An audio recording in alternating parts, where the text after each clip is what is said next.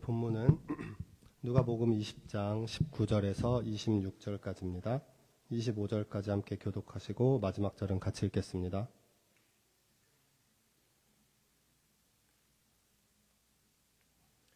서기관들과 대제사장들이 예수의 이 비유는 자기들을 가리켜 말씀하심인 줄을 알고 즉시 잡고자 하되 백성을 두려워하더라.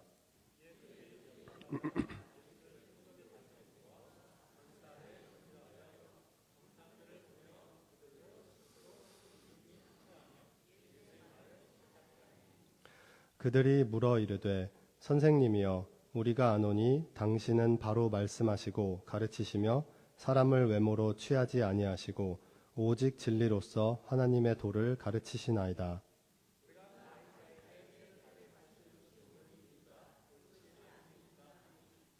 예수께서 그 간계를 아시고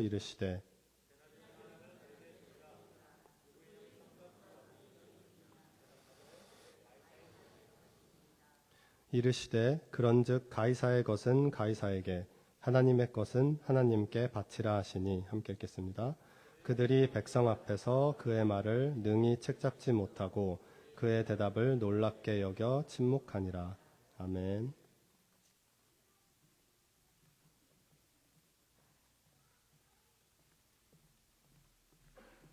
네, 이 시간 우리 함께 말씀 놓고 기도하도록 하겠습니다. 하나님 아버지, 오늘 이 시간 이 귀한 말씀 우리에게 주심에 감사합니다. 주님, 이 말씀 주의 말씀으로 깨달아 우리로 하여금 살아낼 수 있는 은혜를 허락하여 주시옵소서.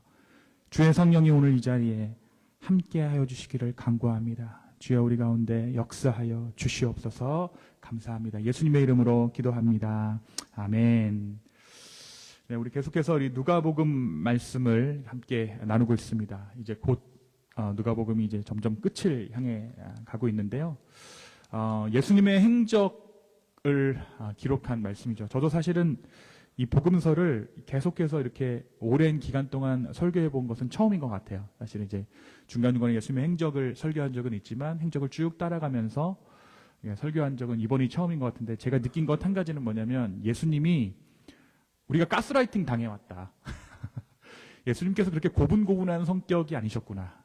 그리고 마냥 그냥 우리의 어떤 감상적인 사랑, 여러분 여자분들께서 꿈꾸시는 로맨틱한 남편상, 우리가 흔히 예수님을 생각하는데 예수님이 그런 사랑을 우리 가운데 보이신 것이 아니라 잘못된 것을 바로잡으시고 십자가의 길을 그럼에도 불구하고 가신 것으로 그분의 사랑을 증명하신 예수님의 사랑을 저도 최근에 좀 깨닫게 되는 것 같습니다. 이제 마지막 부분이 이제 다 되어져 가는데, 바라기는 정말 예수님의 십자가가 우리의 삶 가운데 진정한 삶의 기준이 되었으면 좋겠다라는 마음을 가지고 여러분에게 매주 설교하고 있습니다. 함께 기도해 주시고 그 일을 위해 함께 동참해 주셨으면 좋겠어요. 여러분, 우리가 살고 있는 미국은요, 소위 결정장애자들이 살아가기 참 힘든 사회인 것 같아요. 결정장애자들. 왜냐하면 어디를 가든지 선택할 수 있는 옵션들이 너무 많기 때문이죠. 아주 단적인 예로 제가 얼마 전에 이제 매트리스가 하나 필요해서 매트리스를 하나 사려고 했어요. 침대 매트리스를. 그래서 인터넷을 켜고 이제 검색을 시작했는데요. 세상에나 매트리스 종류가 제가 그렇게 많은 줄 몰랐습니다. 메모리 폼, 하이브리드, 라텍스, 인치는 10인치, 6인치, 8인치, 소프트, 미디엄, 펌, 쿨링 기능, 압력 분산, 척추 지지, 버튼 누르면 올라가는 거, 브랜드도 수십 개. 처음엔 제가 그냥 침대 하나 고르면 되겠지라고 생각했는데, 보다 보니까 이게 오히려 점점 더 헷갈리는 거예요. 뭘 사야지? 그러다가 이제 결국에는 어떻게 됩니까? 돈에 맞춰 사는 거죠. 가진 돈에 맞춰서 이제 가장 만만한 거를 이제 사게 되는데, 이게 좋은 건가? 이게 더 좋은 건가? 혹시 더 좋은 게 있는데 내가 놓치는 건 아닐까 하는 생각이 들면서 참 고르기가 어려웠던 경험을 했습니다. 뿐만 아니죠. 미국은 음식점에 가더라도 build your own이라 그래서 내가 원하는 것을 이제 넣어서 해먹게 되는 토핑들을 내가 고를 수가 있어요. 피자를 먹더라도 샌드위치를 하나 먹더라도 주문하더라도 소비자가 주문할 수 있는 폭이 굉장히 넓은 것을 우리가 알 수 있죠. 알아서 그냥 해주면 좋은데 한국은 어떻습니까? 자리에 앉으면 단일 메뉴라 그래서 자리에 앉으면 해장국이 이렇게 나오고 사람 숫자에 맞춰서 자리에 앉으면 순댓국이 나오고 이런 집들도 있는데 미국은 뭐 너무 이렇게 물어보는 게 많은지 오더할 줄을 모르면 챙겨 먹지를 못하는 나라가 미국인 것 같아요. 예. 그래서 음식을 시킬 때 계란 시킬 때 여러분 달걀 시킬 때 저는 아직도 헷갈립니다. 뭔 놈의 계란 조리법이 그렇게 많은지 하나 딱 외웠어요. 써니 사이드업. 그래서 제가 써니 사이드업 그렇게 좋아하지 않거든요. 줄창 그거 먹습니다. 예. 그래서 제가 최근에 그래서 인터넷을 하물며 찾아봤어요. 뭐가 있나? 제가 좋아하는 건 오버 하드더라고요. 그래서 오버 하드 뒤집어서 노른자까지도 익히는 거. 예. 그렇습니다. 여러분 근데 왜 미국이 이렇게 선택폭을 넓히는 나라가 되었을까? 이렇게 생각해 보니까 이 나라가 여유로운 나라나 그래요. 제공할 수 있는 서비스가 많은 거예요. 물량도 풍부하고요. 승자의 여유라는 게 있어서 마음도 풍성한 거죠. 우리나라 같은 상황은 어떻습니까? 지금은 그렇지 않겠지만 지금 우리나라도 점점 옵션들이 늘어나잖아요. 예전에는 선택의 폭이 그렇게 많지 않았던 것 같아요. 제가 생각하기에. 예. 제가 이제 어렸을 때 우스갯소리로 이런 얘기를 들은 적이 있습니다. 우스갯소리로 가진 돈이 얼마 없는 상황에서 가족이 중국집을 갔대요. 그래서 2글자로 된 메뉴만 고르도록 했대요. 아버지가. 그래서 이제 전부 짜장, 짬뽕 다 고른 거예요. 근데 막내 아들이 곰곰이 생각하다가 나는 탕수육. 그래서 온 가족이 탕수육을 먹게 됐다는 이런 우스갯소리를 제가 들은 적이 있습니다. 이렇듯 여러 가지 선택지를 두고 생각할 수 있게 하는 것, 많은 경우의 수를 열어두는 것, 이것은 분명히 여유가 있는 상황 가운데, 힘이 있는 상황 가운데 베풀 수 있는 하나의 미덕인 것 같아요. 그런데 삶이 힘들어지고 마음의 여유가 사라지기 시작하면 우리는 점점 세상을 단순하게 나누기 시작합니다.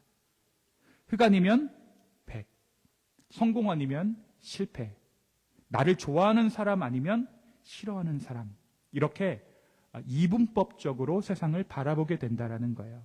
왜 그렇습니까? 여유가 없기 때문이에요. 복잡함을 감당할 여력이 없기 때문이죠. 따지고 보면 우리 아이들에게 우리가 정말 왜 기를 쓰고 이렇게 공부시키고 이 아이들이 잘 되기를 바라는 걸까요? 적어도 이 아이들이 선택의 폭이 좀 넓어지게 하려는 거예요. 너희가 커서 이 세상을 살아갈 때 좀 더 폭넓은 선택 가운데 살 수 있었으면 좋겠어. 여유롭게 살았으면 좋겠어. 그렇죠? 제가 믿기는 우리 현이도 돌잔치 할 때 앞에 여러 가지 깔아놨을 거예요. 볼펜도 해놓고 돈도 해놓고 뭐 재판부도 해놓고 뭐 잡았는지는 모르겠지만 오늘은 숟가락을 붙잡고 있습니다. 이처럼 우리가 아이들을 키울 때에도 선택의 폭을 넓혀줄 수 있는 그런 쪽으로 교육을 하기 마련이죠. 여러분 근데 오늘 말씀의 배경을 살펴보자면 오늘 본문은 굉장히 긴장된 상황 가운데 시작됐다라는 것을 우리가 알 수 있어요. 종교 지도자들은 이미 예수님의 비유를 깨달았습니다. 어떻게 깨달았냐면 우리가 지난주에 함께 나눈 포도원 농부의 비유를 듣고 이 말씀이 나를 공격하고자 하는 것이다. 나를 지칭하고자 하는 것이죠. 근데 예수님이 여러분 이것을 공격적인 의도로 이 비유를 하셨을까요? 아니죠. 예수님은 이들이 깨닫기를 바라셨어요. 근데 이 종교 지도자들은 어떻습니까? 자신들이 굉장히 지금 위축된 상태입니다. 예수님께서 자신들이 가지고 누리고 있던 모든 권위들을 다 빼앗아가고 있다라고 판세를 파악하고 있었어요. 그러니까 예수님이 깨달음을 위해 주신 그 비유를 오히려 자신들을 공격하는 방향으로 이분법적으로 해석할 수밖에 없었다라는 거죠. 그런데 이들이 예수 그리스도를 잡아들이고 싶었지만 한 가지 문제가 있었어요. 그것이 뭐냐면 백성들이 예수 그리스도를 지지하고 있었다라는 사실입니다. 백성들이 예수님을 지지하고 있었습니다. 그들이 예수 그리스도를 무리하게 잡아들였을 경우에 백성들이 가만히 있지 않을 것 같은 거예요. 그러니까 이들도 이 종교 지도자들도 예수를 잡아들일 명분이 없다는 것을 스스로 알고 있었다라는 거죠. 그런데 어떻게 생각하냐면 하루라도 빨리 잡아들이지 않으면 우리가 가진 모든 기득권들을 내려놓게 생긴 거예요. 그러니까 마음이 더 급해지는 거죠. 자, 그러면 선택의 폭이 늘어나는 것입니까? 줄어드는 것입니까? 줄어들고 있는 거예요. 지금 이들의 마음 상태는 굉장히 좁아지고 있는 거죠. 자, 오늘 말씀 한번 19절을 한번 볼까요? 19절 한번 다 같이 한번 읽겠습니다. 함께 읽습니다. 시작. 서기관들과 대제사장들이 예수의 이 비유는 자기들을 가리켜 말씀하시는 줄을 알고 즉시 잡고자 하되 백성을 두려워하더라. 백성들을 두려워했던 거죠. 그래서 이들이 어떻게 하느냐? 정면승부를 포기합니다. 그들이 정면승부 대신에 선택한 방법은 누군가를 정탐 보내는 일이었어요. 그리고 그들을 한껏 의인인 척 위장하게 합니다. 오늘 말씀 20절이죠. 20절도 한번 다 같이 한번 읽어볼까요? 함께 읽습니다. 시작. 이에 그들이 엿보다가 예수를 총독의 다스림과 권세 아래에 넘기려 하여 정탐들을 보내어 그들로 스스로 의인인 채 하며 예수의 말을 책잡게 하니. 네, 이들이 다가가요. 예수님 떠보는 거죠. 정탐이 어떤 의미죠? 떠본다라는 거예요. 떠본다라는 거예요. 먼저 이 예수를 정탐하러 간 자들은 예수를 한껏 높입니다. 그런데 이들이 예수님을 높이는 방식에 대해 한번 생각해 보십시오. 이들이 어떤 식으로 예수님을 높이고 있습니까? 21절의 말씀을 보면 그들이 물어 이르되 선생님이여 우리가 아노니 당신은 바로 말씀하시고 가르치시며 사람을 외모로 취하지 아니하시고 오직 진리로서 하나님의 도를 가르치시나이다. 여러분 이 말이 지금 틀린 말인가요? 맞는 말이에요. 너무나도 적확한 말입니다. 예수님은 실제로 바르게 말씀하셨고 사람을 외모로 판단하지 않으셨을 뿐 아니라 하나님의 진리를 가르치고 계셨죠. 이들은 정확하게 예수님을 알아보았고 예수 그리스도에게 합당한 칭송을 하고 있었습니다. 그렇다면 무엇이 문제입니까? 말이 문제가 아니라 내용이 문제가 아니라 이들의 의도가 문제였죠. 뭐 하기 위해서 지금 이 말들을 했다고요? 책 잡기 위해서. 이들은 지금 예수님을 높이기 위해서, 칭송하기 위해, 찬양하기 위해 이 말을 하는 것이 아니라 예수님을 무너뜨리기 위해 이 칭송을 예수님 앞에 늘어놓았다라는 거예요. 그리고 나서 오늘 본문의 핵심인 질문을 예수님께 던지게 되죠. 그들의 질문은 무엇입니까? 우리가 가이사, 시저죠. 로마 황제에게 세를 바치는 것이 옳으니까 옳지 않습니까? 지금 우리가 지금 하나님의 백성인데 로마 제국을 향해 우리가 세금 바치는 게 맞나요? 이 질문은 단순한 질문이 아니죠. 겉으로 보면 신앙적인 판단을 묻는 것처럼 보이지만 사실은 예수님을 걸려 넘어뜨리게 하기 위한 치밀한 함정입니다. 왜냐하면 이 질문은 어떤 대답을 하더라도 문제가 생기도록 설계되었기 때문이에요. 만약 예수님께서 세금을 내라 라고 말씀하시면 뭐예요? 네, 예수님을 따르던 사람들은 예수님을 로마에 협력하는 사람으로 보게 되는 거예요. 하나님 나라를 말하던 분이 결국 세상의 권력을 인정하는 것처럼 유도하는 거죠. 당시 예수님을 따르던 무리들은 유대 해방주의자들이었습니다. 그런데 이들에게 예수님께서 로마 정부와 결탁하고 있다라는 뉘앙스를 주게 되면 급진적인 그들의 성향상 순식간에 예수님을 향한 적대감을 드러낼 수도 있다라는 거죠. 결국 당신도 로마와 한패구만. 반대로 예수님께서 세금을 내지 말아라 라고 말씀하시면 그 말은 그대로 로마에 고발될 수 있는 거예요. 로마 IRS에서 바로 오딧 편지가 날라옵니다. 로마 체제를 분열시키는 반역자로 몰려 체포될 명분이 생기는 거예요. 그러니까 이들은 지금요, 자신들이 직접 예수님을 잡아들일 수 없음을 알아요. 명분도 없고 권리도 없어요. 이걸 아니까 정치적인 함정을 미리 파놓은 질문을 던진 거죠. 그리고 예수님께서 어떤 대답을 하시든 그 말을 문제 삼아 로마 정부가 예수님을 체포할 명분을 만들려고 한 거죠. 무너뜨리기 위한 덫입니다. 그래서 성경이 뭐라고 얘기하냐면 예수께서 무엇을 아셨다? 그 간계를 아시고 그래서 아셨다라는 거죠. 이것들이 지금 나를 걸려 넘어뜨리려고 하는구나. 예수님은 이들의 질문에 끌려 들어가지 않으십니다. 그리고 질문의 수준 자체를 바꾸시죠.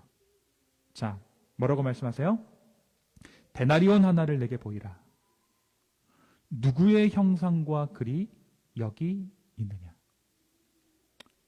예수님이 단순히 동전을 확인하기 위해서 이 질문하시지 않으셨을까요? 예수님께서는 지금 세금의 찬반을 묻는 표면적 논쟁을 넘어 훨씬 더 본질적인 자리로 사람들을 끌고 가시는 겁니다. 예수님께서 이 질문을 하심으로 말미암아 세금을 낼 것인가 말 것인가 하는 문제에서 진짜 문제인 너는 누구의 것인가? 예수님 이 차원에서 질문을 던지셨던 거예요. 자, 누구의 형상과 글이 여기에 있느냐? 여기서 중요한 단어가 형상입니다. 형상. 근데 여러분 우리도 지금 이 형상이라는 단어를 써요. 네. 여러분 컴퓨터 보면 뭐가 있죠? 아이콘 있죠. 아이콘. 이 아이콘이라는 단어가 형상이라는 단어입니다. 우리가 그 형상을 누르면 뭐예요? 그 형상의 실체 가운데로 들어가잖아요. 컴퓨터에서 클릭을 하면 형상의 실체 가운데로 들어가죠. 그렇죠? 그런데 이 단어의 뜻은, 이 아이콘이라는 뜻은 겉모양이나 초상 정도를 뜻하는 것이 아닙니다. 어떤 존재를 드러내고 그와의 소속 관계를 나타내는 의미를 담고 있는 단어예요. 자, 그러면 여러분 우리 아까 신지사님도 좋은 기도를 해주셨는데 우리를 누구의 형상으로 지으셨다고요? 하나님의 형상으로 지으셨죠. 하나님의 형상으로 지으셨다라는 것은 우리가 누구에게 소속되어져 있다라는 거예요? 하나님의 그 어떠하심에 하나님의 존재에 우리가 속해 있다라는 것입니다. 여러분 이들이 지금 구약을 믿고 있는 이스라엘 사람들입니다. 그러니까 이들도 그거는 부정할 수가 없는 거예요. 유대교 전통 안에서 자신들이 누구의 형상을 따라 지음받았다라는 것을 알고 있습니까? 하나님의 형상 따라. 존재하는 한, 살아있는 한, 이것은 부정할 수가 없는 것이죠. 하나님의 것이라는 거예요. 그래서 예수님은 가이사의 형상이 있는 것은 가이사에게 돌려주라고 하신 것입니다. 그렇다면 하나님의 것은 무엇입니까? 그들 자신이죠. 우리 자신이. 자, 그래서 오늘 예수님의 이 말씀은 단순히 세금은 세금대로 내라라는 차원이 아닙니다. 오히려 이렇게 이해해야 되죠. 동전은 가이사에게 돌려줄 수 있다. 그러나 하나님의 형상이 새겨진 너희 자신은 하나님께 드려라. 이것을 우리의 삶에 적용해 보면 조금 더 분명해집니다. 그 의미가 좀 더 명확해져요. 우리가 이 나라에 세금을 내는 것은 우리가 이 사회의 질서 안에 살아가는 시민이라는 뜻이죠. 그러나 우리가 이 미국 땅에 세금을 내고 있다는 사실이 우리의 더 근본적인 정체성을 바꾸지는 못합니다. 우리가 미국에 세금 낸다고 해서 우리가 하나님의 자녀됨이 사라집니까? 아니죠. 우리는 어쨌든 하나님의 형상으로 지음받은 존재예요. 우리는 이 땅의 질서 가운데 살아가지만 근본적으로 하나님으로부터 지음받은 존재이며 하나님께 속한 존재입니다. 이것은 내가 예수님을 믿고 믿지 않고에 관련된 문제도 아닙니다. 믿는 자건 믿지 않는 자건 하나님은 사람이라는 존재를 하나님의 형상으로 지으셨어요. 그러므로 오늘 이 예수님의 말씀은 이렇게 들려야 합니다. 너희가 이 세상을 살아가는 가운데 세상의 질서 가운데 살아가는 책임을 감당해라. 가이사의 것은 가이사에게 드려라. 그러나 너의 정체성과 중심까지, 하나님의 형상대로 지음받은 너의 정체성과 너의 중심까지 넘겨주지는 말아라.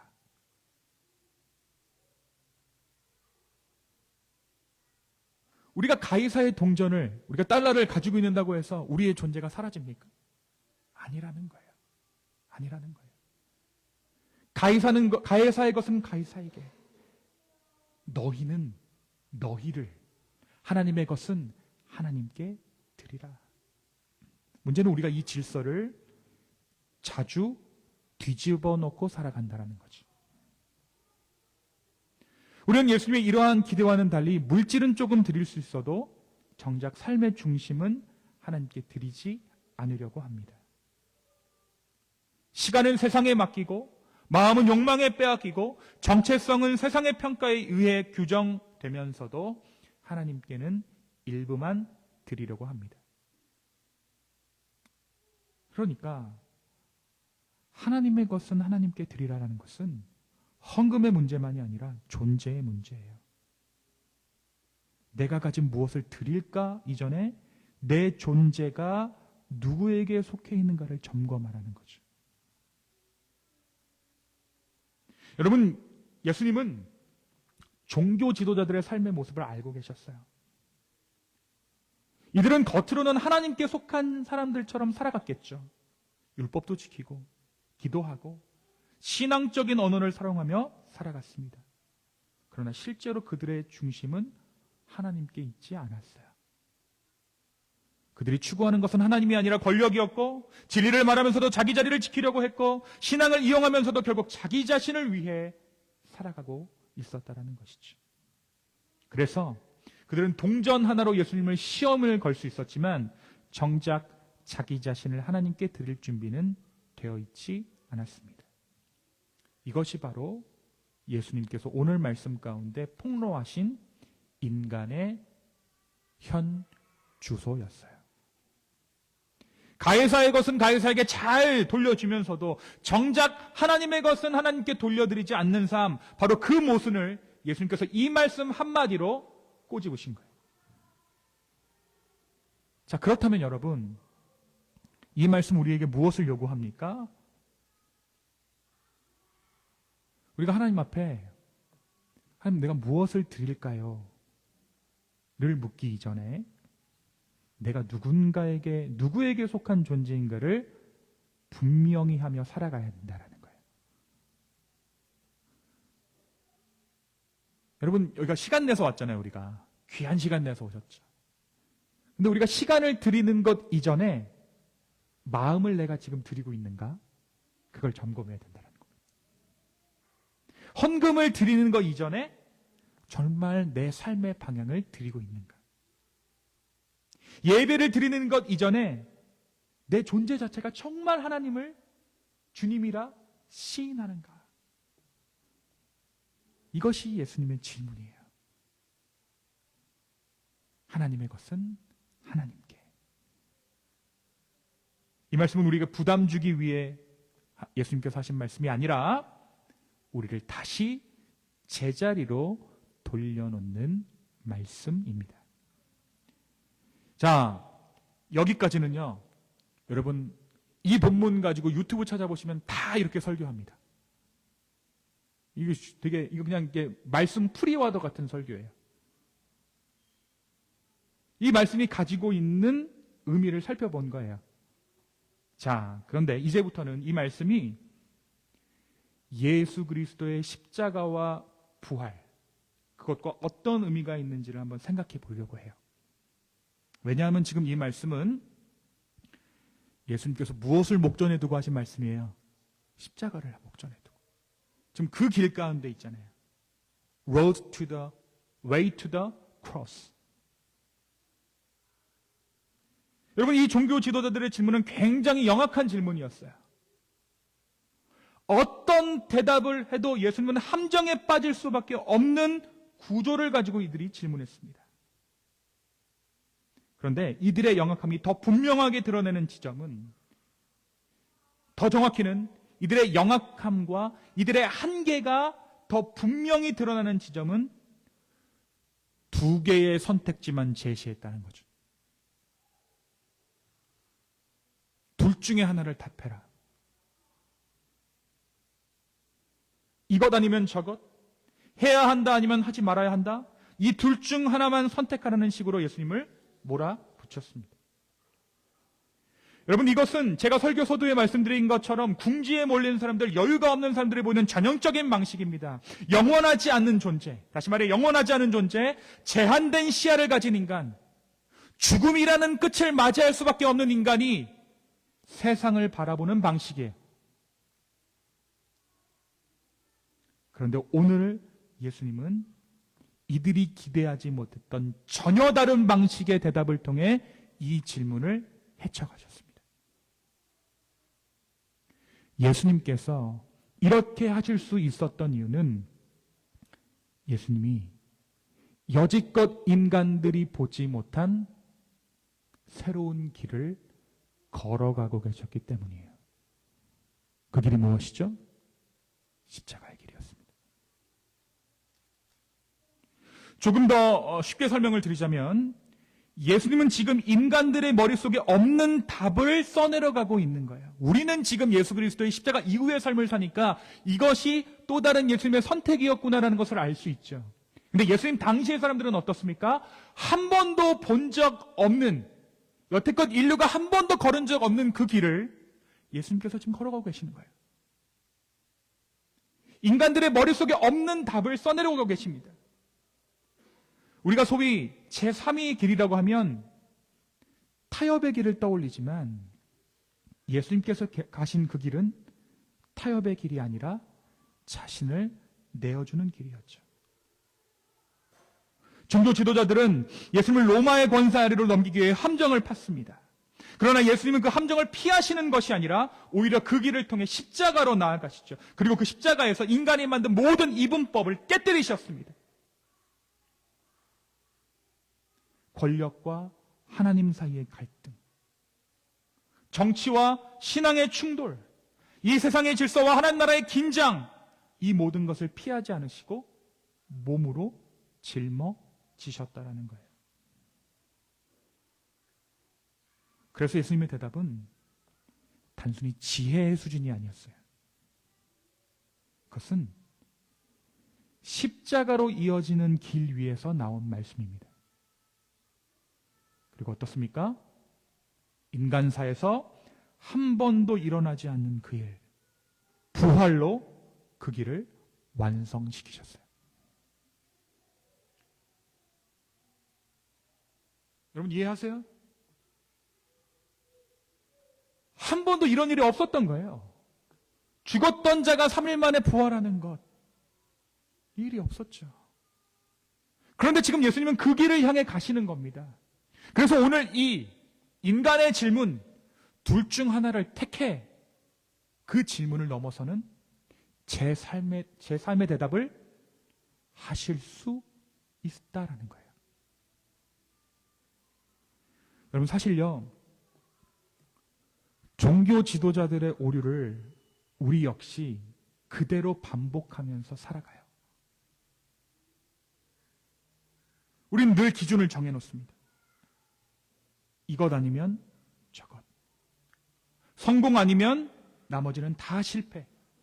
응답 아니면 침묵. 그리고 하나님께서도 그 틀 안에서만 일해 주시기를 기대합니다. 하나님, 이렇게 해주시면 하나님이 맞습니다. 이 길로 가면 하나님께서 함께 하시는 것입니다. 여러분 이것이 예수님을 코너로 몰아붙였던 종교 지도자들이 했던 일과 똑같은 일이라는 거예요. 하나님 이거 안 해주시면 나 죽어요. 절박함은 이해하지만 그 질문이 이미 틀렸다라는 거죠. 하나님은 우리 오늘 말씀에서 우리가 확인하는 것은 하나님은 우리가 만들어 놓은 그 틀 안에서 일하시는 분이 아니십니다. 우리가 생각하지 못한 방식으로, 우리가 예상하지 못했던 길로, 때로는 우리가 이해할 수 없는 과정들을 통해 하나님의 일을 이루어 가신다라는 거예요. 십자가가 바로 그런 사건이었고, 예수 그리스도의 부활이 그 일을 완성했습니다. 사람들의 눈에는 실패였지만 하나님께는 구원이었고, 십자가는 죽음처럼 보였지만 부활로 이어지는 길이었습니다. 여러분, 그런데 이 말씀이, 예수님의 이 말씀이요, 우리에게 소망도 되는 거예요. 우리 앞길이 막막해 보일 때가 있잖아요, 살다 보면. 오늘 내가 살다 보니까 적어도 이 정도 돈이 있어야 한 달을 사는 거예요. 그럼 우리가 대번에 뭘 구하죠? 하나님 돈 주세요. 하나님 재정 주세요. 그런데 하나님은 그 기도를 통해 하나님의 방식을 이루어 가신다라는 거죠. 우리의 앞길이 막혀 보였을 때도 그렇습니다. 제한적인 우리, 여러 가지 옵션을 제한할 수 없는 우리는 늘 이것 아니면 저것의 갈림길에서, 그러니까 양자택일의 압박에서 주님의 도우심을 구할 수밖에는 없는 거예요. 하나님, 이거 아니면 나 망합니다. 이거 아니면 나 죽습니다. 계속 예수님을 몰아붙이는 거예요. 그것이 우리예요. 왜? 우린 제한된 존재니까요. 하나님 앞에 여러 가지 옵션을 제공할 수 없는 존재니까요.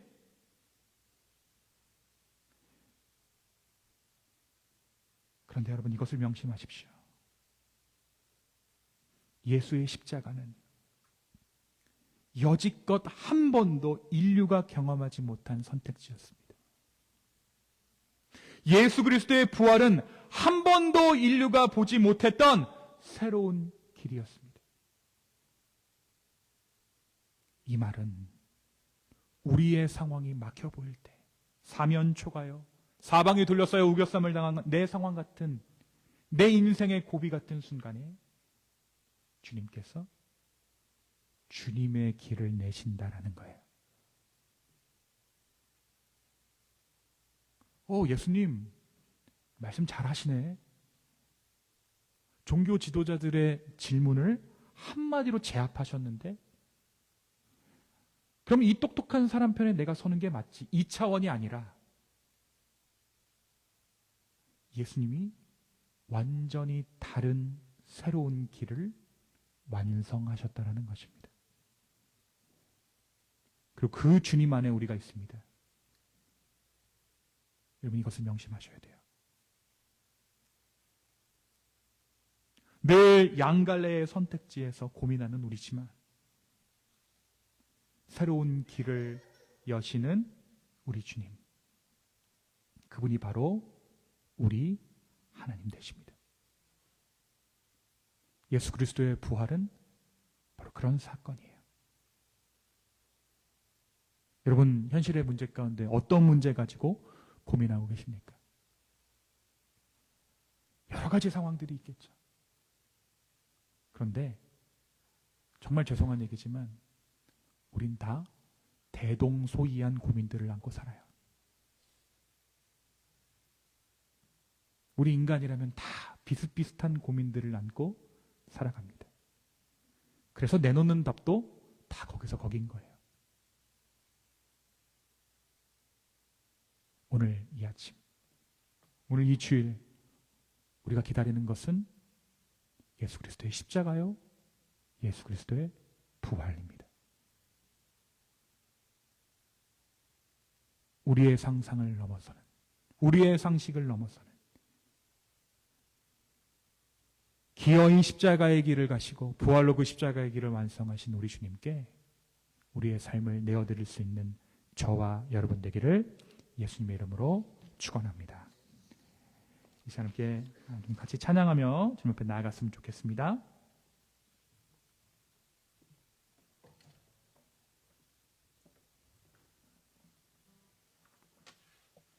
우리 찬양팀도 같이 나와서 함께 찬양했으면 좋겠습니다.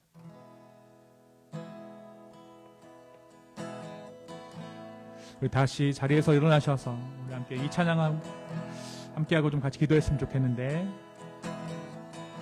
하나님은 너를 지키시는 자, 하나님은 너를 지키시는 자, 너의 우편에 그늘 계시니 낮에 해와 밤의 달도 너를 해치 못하리, 너를 해치 못하리.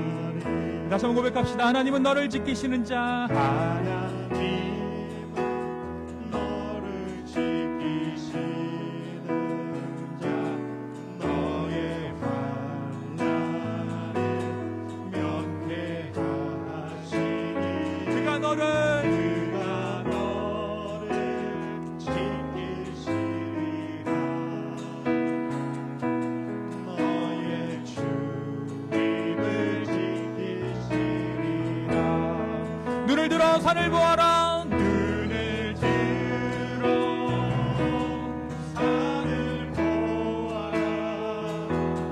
너의 도움 어디서나 천지 지으시니 너를 만드시니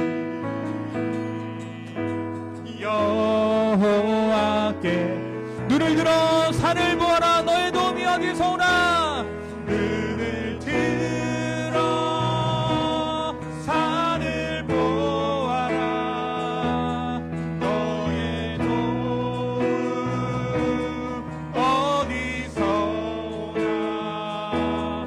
천지 지으시니 너를 만드시니 여호와께로다.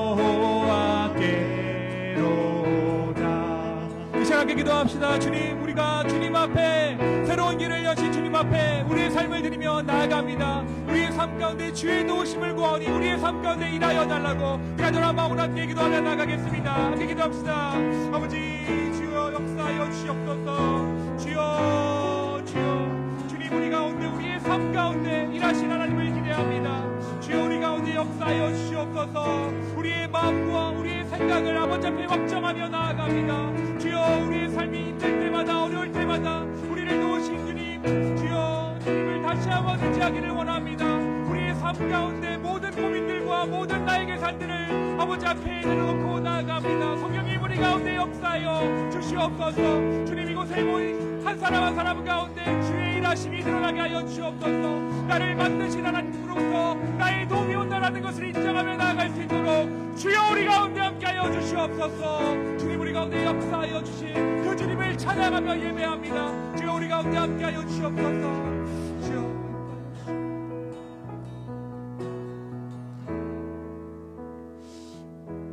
이 시간 다시 한번 좀 마음 모아서 기도했으면 좋겠습니다. 계속해서 기도하는 것은 우리 시대들 가운데 몸이 아파 힘들어하고 있는 지체들도 있고 삶의 현실의 문제 때문에 어려워하고 있는 지체들이 있는데, 하나님 우리가 다른 인간적인 방법들을 소망 삼는 것이 아니라 오늘 이 말씀이 우리에게 전하고 있는 것처럼 부활하신 예수를 우리의 삶의 소망 삼게 해달라고 기도했으면 좋겠습니다. 성령님 그들의 마음을 붙잡아 주시고 그들의 상황 가운데 일하여 달라고, 우리의 생각과 우리의 상상을 넘어서는 방법으로 그들의 인생 가운데 일하여 달라고 우리 간절한 마음으로 함께 중보하며 이 시간 주님 앞에 나가겠습니다. 함께 기도합시다. 아버지 하나님 주여 역사하여 주시옵소서. 주여 함께하여 주시옵소서. 주여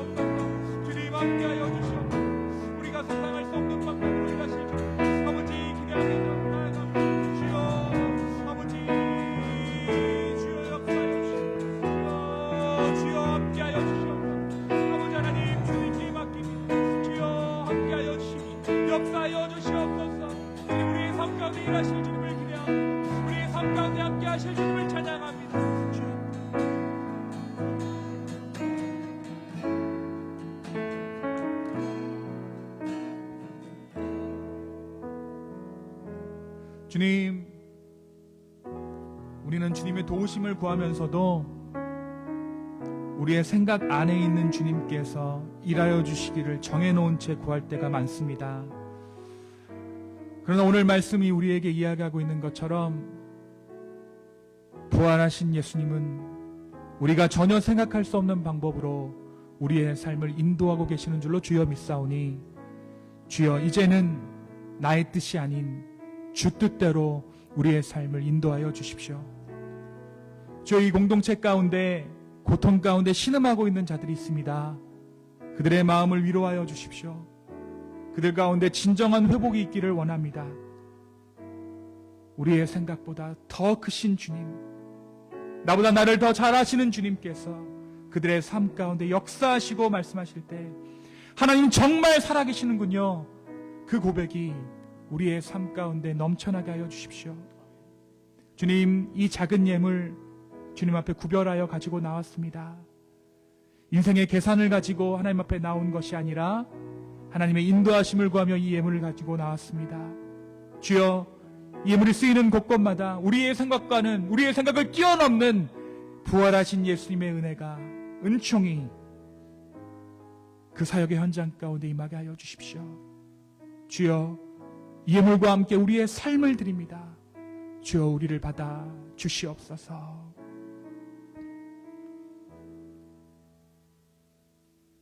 이제는 우리 예수 그리스도의 은혜와 하나님의 극진하신 사랑과 성령님의 감화감동 교통하심이 우리의 상식과 우리의 생각을 뛰어넘어 역사하시는 그 하나님을 경험하게 소망하는 우리 기쁨의 교회 성도분들 머리 위에 이제로부터 영원까지 함께 있을지어다. 아멘.